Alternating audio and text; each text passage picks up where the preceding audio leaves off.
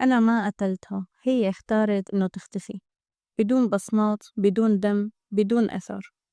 بلشت التحقيقات وظهرت 3 أسماء. أول واحد دكتور المادة، شايب ستيني نفوذه واسع. روان اشتكت لرفيقتها إنه بيحكي معها كلام غريب، بس كان مسافر خارج سوريا بوقت الحادثة ومعه ختم المطار. أما التاني باسل، زميلها الغامض، شاب انطوائي بحبها من طرف واحد.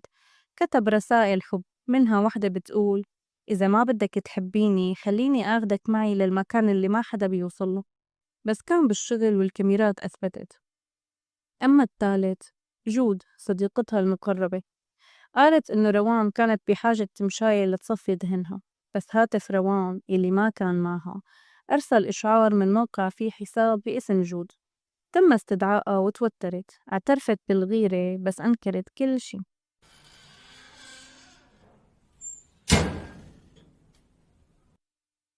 وبالوقت اللي فيه كانت القضية عم تفشل، واحد من الضباط لقى ملف غريب بأرشيف قديم، مفقودات الجامعة من 2010 ل 2016.